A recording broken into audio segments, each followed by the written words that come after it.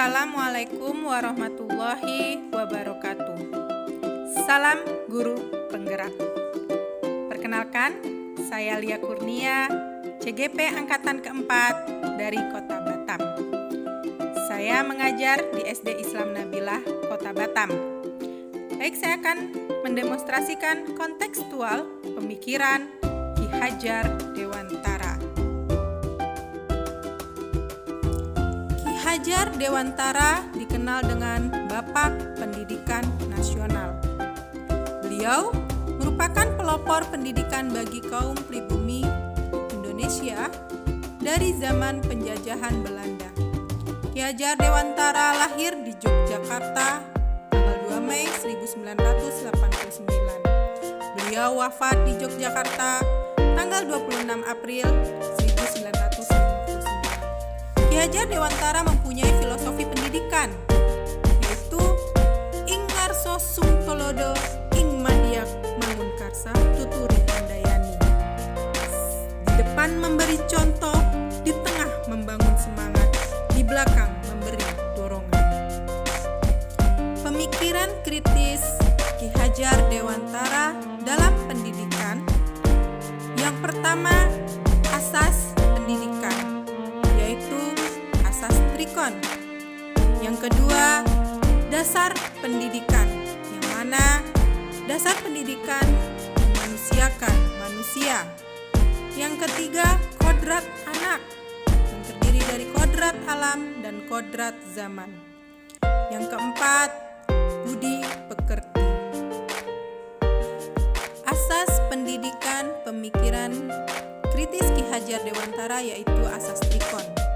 Yang pertama, kontinuitas, asas yang harus berdialog kritis tentang sejarah. Kita harus selalu bergerak maju ke depan, tetapi kita tidak boleh lupa akan akar nilai budaya yang hakiki di masyarakat. Yang kedua, asas konvergensi, yang mana pendidikan itu harus memanusiakan manusia dan memperkuat nilai manusia. Yang ketiga adalah asas konsentris. Pendidikan harus menghargai keragaman dan memerdekakan pembelajar karena setiap orang berputar dan beredar sesuai orbitnya. Selanjutnya, pemikiran kritis Ki Hajar Dewantara yaitu tentang dasar pendidikan, yaitu menuntun segala kekuatan kodrat yang ada pada anak-anak agar mereka mendapat keselamatan dan kebahagiaan yang setinggi-tingginya baik sebagai manusia maupun anggota masyarakat. Menuntun agar anak-anak dapat memperbaiki perilakunya dan juga tumbuh atau hidupnya kekuatan kodrat anak yang mana mencapai tujuan besarnya.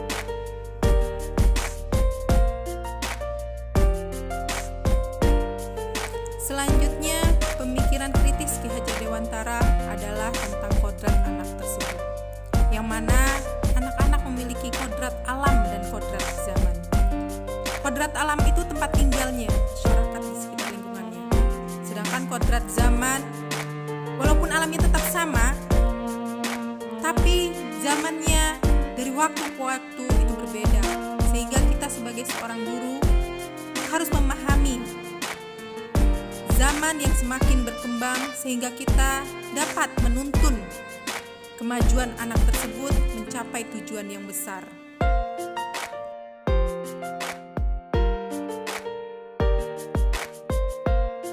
Selanjutnya, kontekstual pemikiran kritis Ki Hajar Dewantara yaitu budi pekerti. Di sini pemahaman dari budi itu adalah cipta, rasa, karsa, yaitu pikiran, perasaan, dan kemauan. Sedangkan pekerti itu adalah tenaga atau raga. Budi pekerti, watak, karakter adalah satunya perpaduan harmonis antara pikiran, perasaan, dan kehendak atau kemauan sehingga menimbulkan tenaga, semangat pada anak-anak. Dari semua kita sudah mengetahui tentang pemikiran kritis Ki Hajar Dewantara, tentu ada alasan kontekstual bagaimana penerapan pemikiran beliau bisa kita gunakan pada saat ini.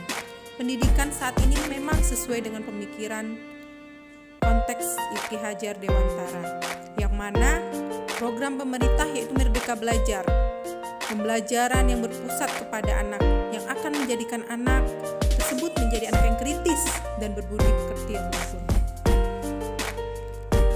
Pemikiran kontekstual Ki Hajar Dewantara dalam dunia pendidikan jika diaplikasikan baik di sekolah maupun di kelas pasti ada tantangannya.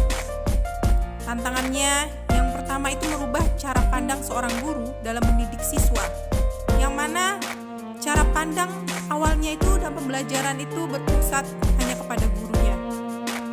Jadi siswa mendengarkan. Nah, sekarang cara pandang itu akan berubah dengan pembelajaran yang berpusat kepada anak, yang mana anak harus lebih kreatif, berpikir kritis, dan berkarakter. Solusinya bagaimana saya bisa melakukan semua itu? Yaitu saya selalu bergerak dan selalu berani berubah untuk menjadikan anak didik yang berpikir kritis dan berbudi pekerti, serta anak yang mampu bersaing di dunia luar, dan tentunya dengan dukungan sekolah semua dapat terwujud. Dengan kontekstual pemikiran Ki Hajar Dewantara tentu bisa diaplikasikan di sekolah, terutama di kelas. Cukup sekian dari saya tutup dengan pantun. Jalan sore ke Batu Aji, singgah sebentar ke Aviari. Selalu semangat dalam prestasi, terus bergerak meraih mimpi. Guru penggerak Merdeka Belajar. Terima kasih. Wassalamualaikum warahmatullahi wabarakatuh.